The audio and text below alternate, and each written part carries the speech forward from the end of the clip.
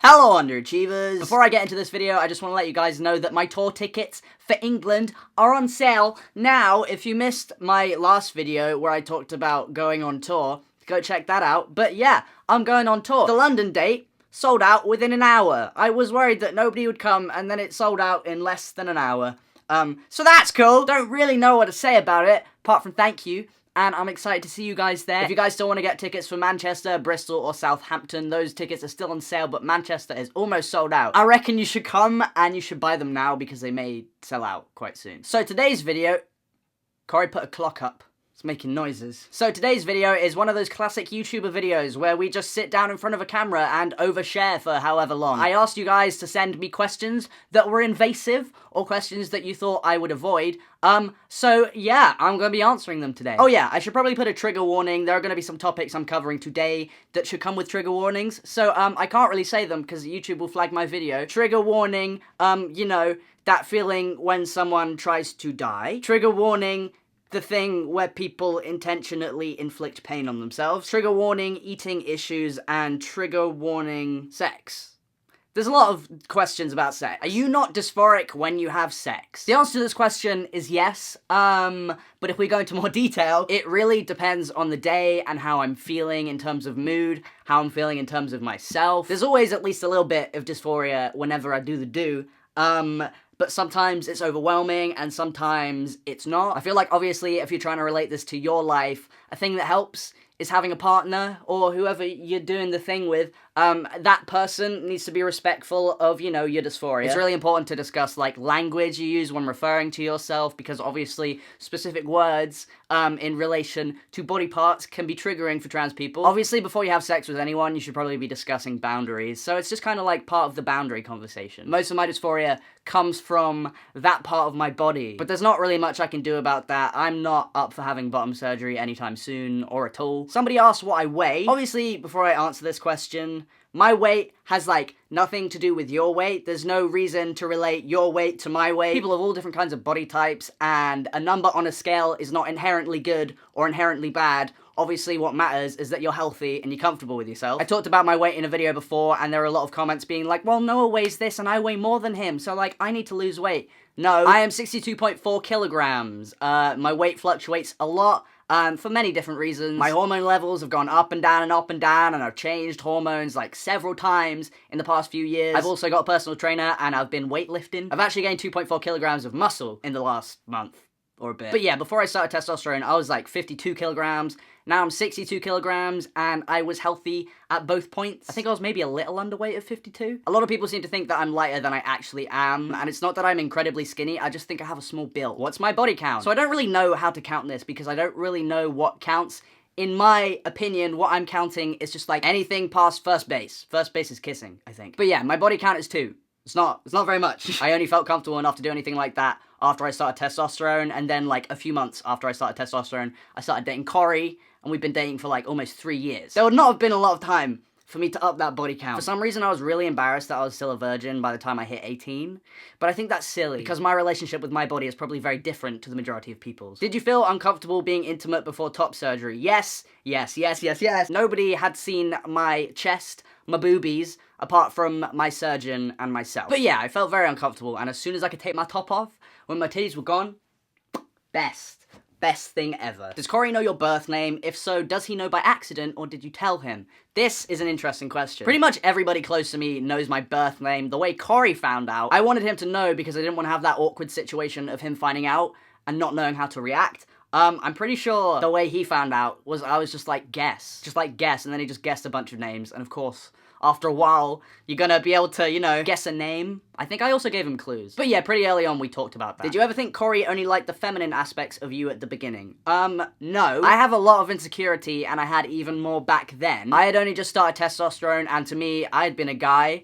my entire life, but I knew that not everybody saw me like that. There was no question in my mind that Corey saw me as a guy, and it definitely was not the feminine aspects of me that he was attracted to. I think that probably would have made both of us uncomfortable. But in my brain, because I was so paranoid and like so worried that people were not seeing me as I saw myself. That was an issue that I did have at the beginning of the relationship, but it was like nothing that he said or nothing that anybody else said to me. It was more just my insecurity clouding my judgment, which I think is important to recognize if you're going to be in a relationship. That's something you definitely need to work through. I just think it's really important to acknowledge those issues because it could negatively impact a relationship. Like if you have an insecurity that you're really ugly, and that makes you think that your boyfriend thinks you're ugly, and you take that out on him, that's not really fair. Did you find it difficult to learn how to socialize as a guy with some men? No. In my experience, that wasn't an issue, really. Obviously, I'm speaking with hindsight, so maybe back then if you asked me that, I would have said yes, but I can't remember that being a thing. I always had a lot of guy friends, and the guy friends that I had just treated me as, like, one of the guys. What I did find a bit jarring, the longer I was on testosterone and the more people just didn't realize I was trans, was the way men talked about women when they knew there weren't any women around. Because obviously sexism is rife, it's everywhere, but there's something so insidious about being a trans guy and growing up as a girl, being treated as a girl, and then suddenly transitioning, and people see you as a guy. It makes men more comfortable to be openly sexist when they think they're only surrounded by guys. So what I did find difficult at first was approaching that subject when men were being sexist, because I would always say something about it. If a guy was being sexist, I'd be like, hey, that's kind of, it's a bit off. That was difficult to approach because I'd never approached that situation as a guy. But now it's easy. I'm literally just like, hey, like, that was sexist. Like, don't say that. What age did I lose my virginity? This is also a difficult one because obviously, like, what is virginity? I'm counting virginity as, like, anything past first base. I was 18? Yeah, I was 18, nearly 19. What size were your boobs? I don't want to know because I'm nosy, it's because I want to get an idea for binding. First off, if you're looking into getting a binder, good binder brands should have size guides. So that takes into account your shoulders, how wide your chest is, and how, like, big your chest is. So you wouldn't really learn much from knowing my boob size, but I was a 32C. I think I was a 32C. I bought 32C bras from when I was like 16, I think, but then I also could have been a larger B. I don't really know how bra sizes work. I just know that my boobs looked big in comparison to my body because I was very skinny, and I'm very slight. I was very petite. Do you blame your parents for not realizing you were trans and putting you on hormone blockers? Absolutely not. I think there is no merit on looking back at the past and blaming people for things they didn't know. I understand being upset by it. Like, obviously, I would have fucking loved to be on hormone blockers before I hit puberty. My life would have been so much easier. But at the same time, I didn't tell my parents I was trans. I didn't have the language to express how I felt. And also, like, they didn't know.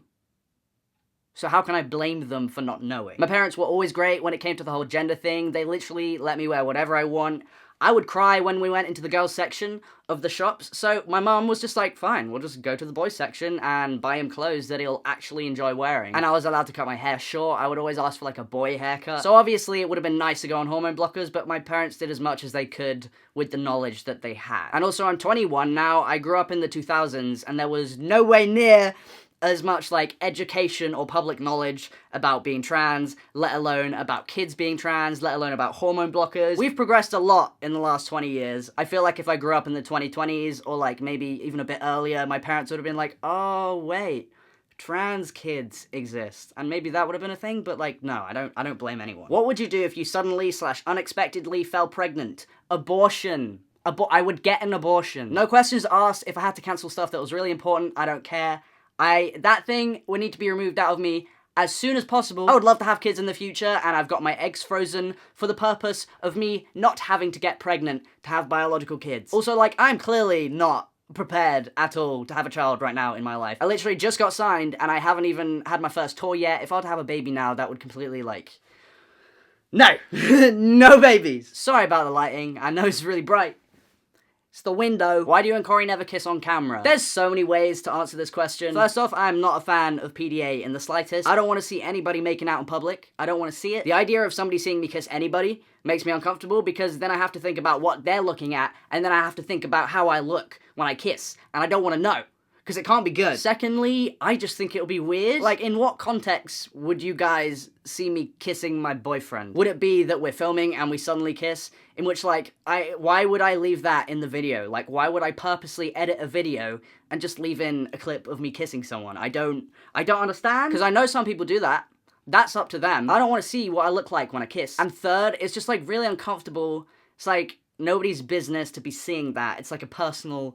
intimate thing. Makes both of us uncomfortable, and the fact that we haven't posted that in 3 years of us being together means that a lot of the questions that I get are like, do you and Corey kiss? Like, do you and Corey kiss with tongue?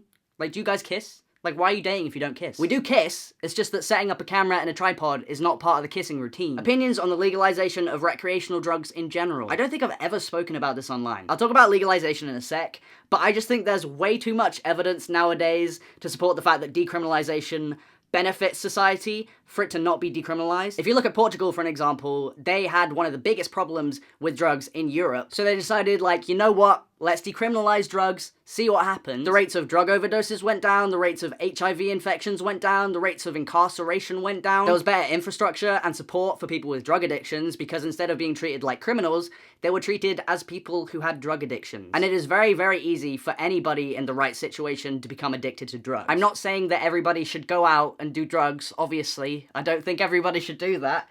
But when there's so much overwhelming evidence that decriminalization benefits society in ridiculously good ways, why would I not be for that? In terms of legalization, I also think we should maybe consider that. Legalization would reduce drug-related crimes, obviously, because it's not illegal anymore. But also an overwhelming amount of drug-related deaths are not caused by things like MDMA on their own. Usually they're caused by MDMA being mixed with other deadly substances that people don't know are in the pills that they're taking. Like if you look at Lil Peep, for an example, he died of a fentanyl overdose. When he did not intend to buy fentanyl, he intended to buy Xanax, but they were laced with fentanyl. People are gonna do drugs. It's very clear that drugs being illegal does not stop people doing drugs. Legalization gives the government the ability to regulate drugs. I just know that I would much prefer for somebody to go into a pharmacy and pick up a drug that they know exactly what's in it, they know exactly what the dose is and how much to take. I'd rather somebody go to a pharmacy and do that than go to a street dealer and buy a drug off a person they don't know, they can't trust because they don't know what they've put in the pills. I know I'm talking a lot. The war on drugs has done a lot more harm than good. I just feel like if you actually looked at the data, and you actually cared about the well-being of people that took drugs, you would find that, you know, decriminalization or legalization is the best way to help people. It reduces harm, and I know the government cares about money, and they could make a lot of money out of legalizing drugs. What are my opinions on cancel culture? I used to think that cancel culture didn't exist, and that people were just being held accountable for their actions, which, a lot of the time, that is what's happening. Like, if you do something dreadful, and somebody tries to call you out for that, and you call that cancel culture, then I think it's a good thing. I am all for accountability, 100%. I do think that there is a slight minority, albeit they are a loud minority, there's a minority of people that will go looking for things people have done wrong. I know like hell that it's happened to me. And like, obviously it happens. I've had a lot of discussions about this recently, but I think obviously there is a difference between somebody doing something terrible and then them being held accountable for it.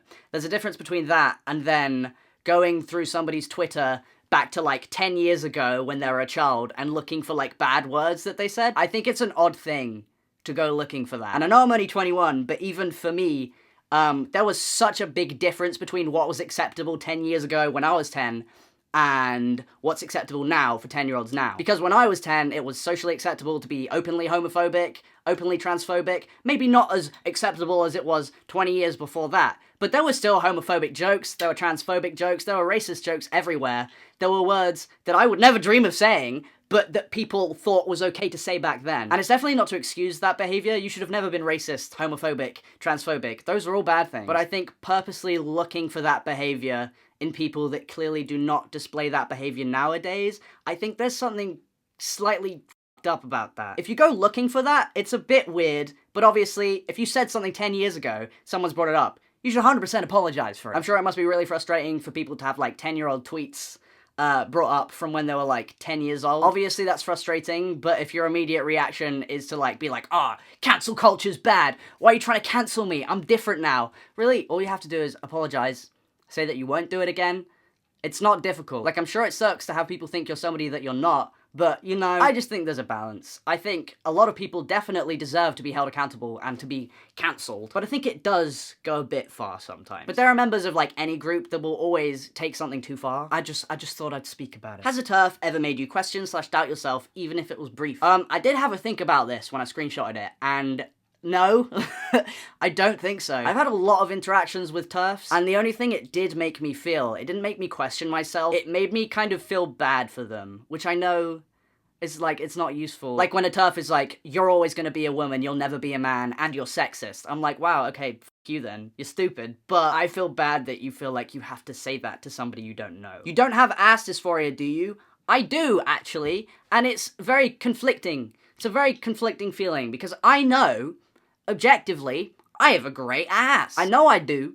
And I'm not trying to boast about it because I don't know how I feel about it. I hate how my butt looks in clothes. I cannot find a pair of jeans or a pair of trousers or a pair of shorts that don't make my butt look big. And of course, I'm trans, so I relate big butts to women, and especially the shape of my butt makes me dysphoric because I feel like it makes me look girly.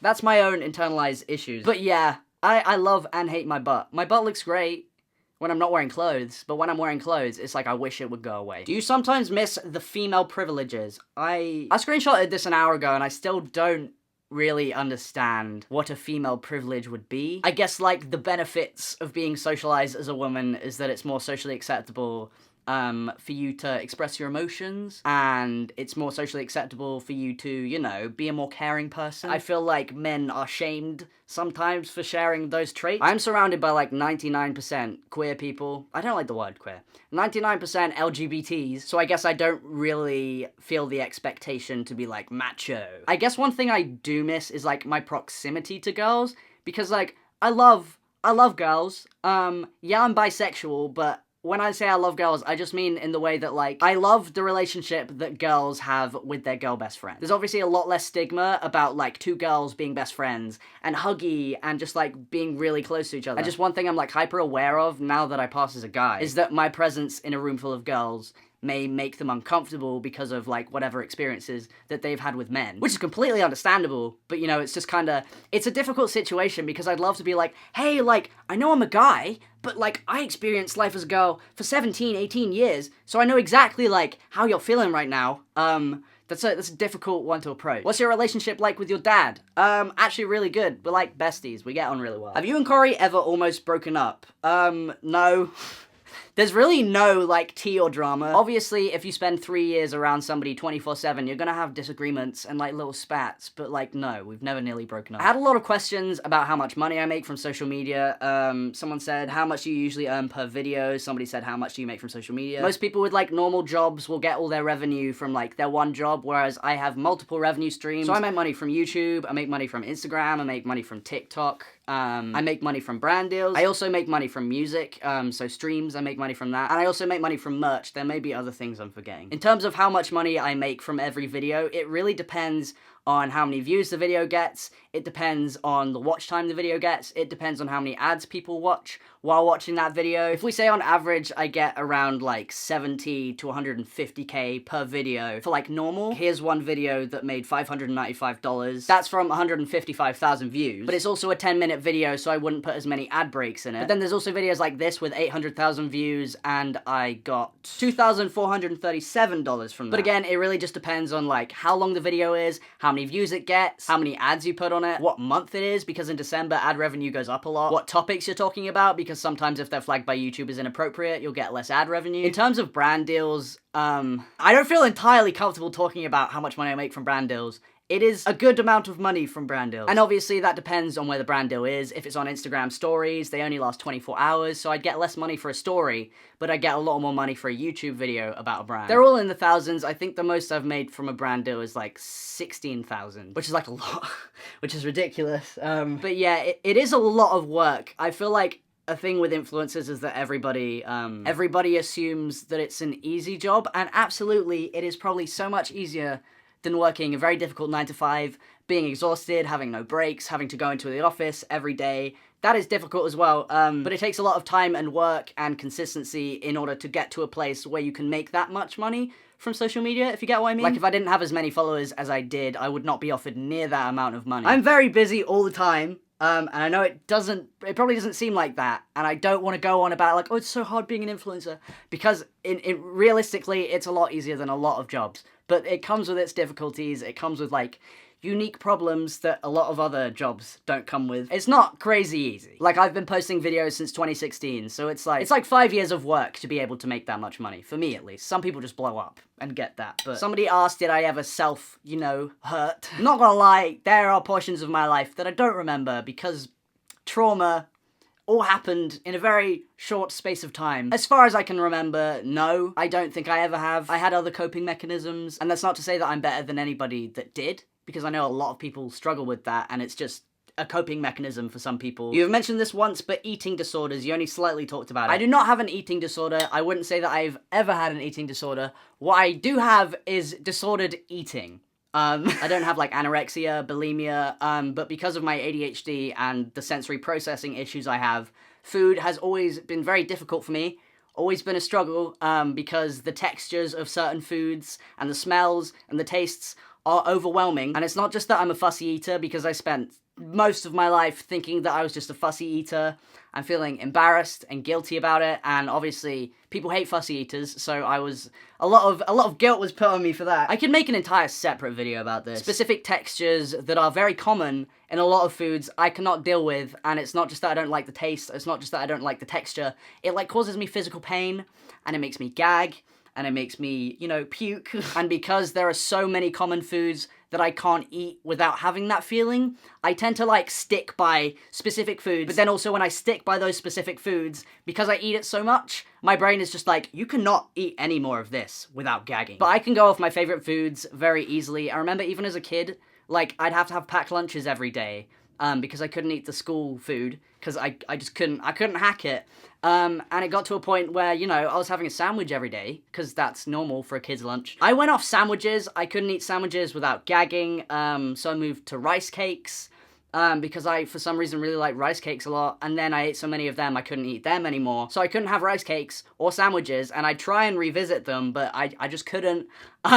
So my mum used to have to like cook me chicken nuggets the night before and give me cold chicken nuggets in my packed lunch. I think only recently I've realized, after like researching a lot about ADHD and getting diagnosed, I've recently realized how much that has affected my life, because obviously, like, I used to go around friends' houses and cry at the thought of having to eat there, because I knew I wouldn't like the food that their parents gave me. And as of very recently, I would love to be a vegan. I would love it. I really would. I think it's the best thing to do. I think if you can do that, and you want to, you should do it. I thought I could start slowly, you know, I would go pescatarian, and then vegetarian, and then maybe vegan. It wasn't like a concrete plan, but I thought that was a way to do some good. But then I went pescatarian, and the only things I ate to give me protein were salmon and prawns, and I ate so many of them that I couldn't eat anything, and I lost a lot of weight. So I'm back eating meat, and I know you can drop like a million recommendations in the comments. Like, I know, I have tried a lot of foods. I've been around a lot of people that have been very helpful, but like, I think just need to go at my own pace. But yeah, that was really long-winded. I don't have an eating disorder, but I have eating issues, I guess. How big is your age gap with Corey? It's really not big, and I think because I look young and Corey looks his age, people think it's a big age gap. He was born October 1997, I was born August 99. So we are less than 2 years apart.